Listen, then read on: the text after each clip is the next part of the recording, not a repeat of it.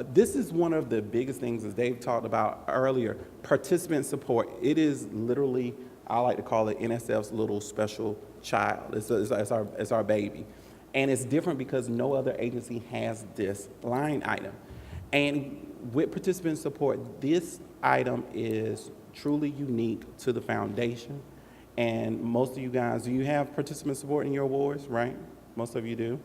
And what I always like to tell grantees is make sure that when you're having participant support, for one, treat it as a separate award. And when I say treat it as a separate award, from the vantage point, now this is from the business side, from the vantage point of you creating a separate account code, so saying you had your award was 10,001, all your participant support cost items should be 10,002, okay?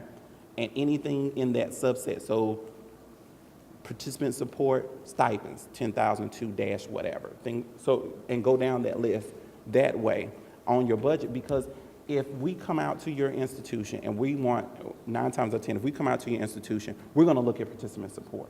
And when we look at participant support, we're gonna say, okay, you had 20 students to go out to this presentation. I want to see the flights, I want to see the hotel, I want to see exactly what they did at this conference. The point of that, if you have, say, travel, okay? Travel would save $5,000 for this one particular conference. And you put that $5,000 along with your regular travel on the budget. Trying to extrapolate that out can be a total nightmare. I was at one institution, it took us 4 days to get that information out because they did not do what we asked them to do. They put that money all in one travel account, and trying to pull those receipts out for each one of those students, it was a nightmare. But the beauty of it, they learned the hard way that it is very important that you segregate those costs separate from the rest of your award so you will not have to go through what they went through. Okay, and make sure if you're gonna rebudget, say, participant support, travel, and put some money into stipends, you do not need NSF prior approval, okay? The only time you actually need NSF prior approval when it comes to participant support is when you wanna take that money out of participant support and put it, say, in other direct costs. You wanna put it in salary, things of that nature. But if you're just gonna move within those little 4 items, stipends, subsistence, travel, and other, you can move that however you feel without NSF's approval. Yes, sir. Okay, on that question, on what you just explained about if you had students and they were participating, getting some sort of support out of this, so if those students were going to go somewhere, and let's say that you used part of this funding source and then institutional funding at the same time, would you say you had 10 students? Mm-hmm. Would you then say you were buying airplane or airfare tickets just with this funding, and then show it as coded that way, rather than putting it all together in one fund and saying we're buying these 10 tickets and half of it's out of this institutional fund, half of it's out of this grant?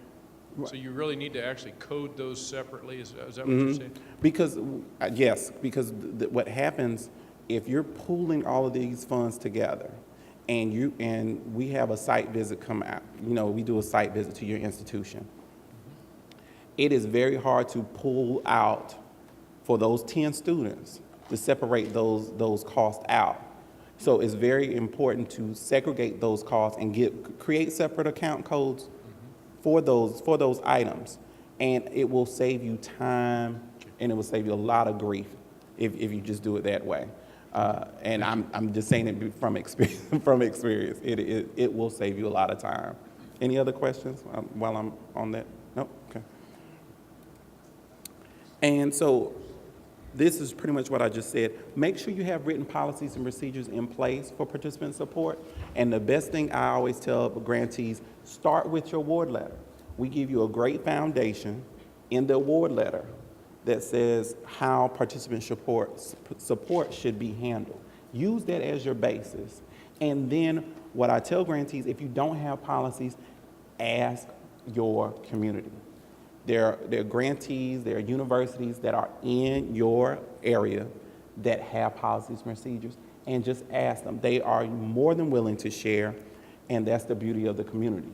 So if you don't have those policies and procedures in place, make sure you do, because what happens, we want to see consistency across the board. And you'll be amazed, you might have a person that's been with the institution of 20-some years. If that person was to leave the institution, how would you carry on your business from the next day? And that's where the policies and procedures, the written policies and procedures, are so vital to each institution. So make sure, if there's something that you don't have written policies and procedures in place, or there is a situation that comes about because of a certain situation within participant support or any issue, make sure you write that down and then figure out a strategy or a policy and a procedure to back it up, because that's what we want. It's not about the length of your policy, but we want to make sure that you have something in place and that you're using it across your institution's policies and procedures. And you just want to be consistent, okay? And participant support is excluded from your modified total direct cost. That's what in the MDTC, but I messed that up. And when you're doing participant support, you want to know exactly what made that person, what are the eligibility requirements for this person to be a participant, okay? Documentations for workshops. Make sure if you have students going to a workshop, make sure that they sign a sign-in sheet, because we want to have some kind of track, some kind of documentation that these students were actually here at this time, they attended this conference, this symposium, things of that nature. So make sure that they have some kind of way that they can be identified that they attended this symposium, conference, or what have you. Okay. When you want to, I think we already discussed this earlier, but when you want to reallocate participant support, make sure it has to be prior to. And that has to go to, it doesn't go to me, it'll go to David. And he will approve if you want to reallocate participant support costs. You do that via FastLane.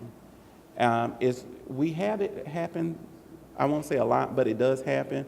And just make sure that even if it does happen, if it's something great, I'm saying as a large amount, sometimes it can be considered as a change of scope or change of objective. So just be aware of that, because we're very sensitive about participant support, because those costs are associated and are for the students. So we want to make sure that the students are not getting, they're actually getting the benefit of the award.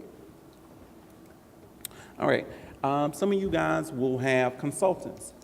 And when you have consultants, it's always something you want to make sure you know exactly who you're dealing with as far as your consultant.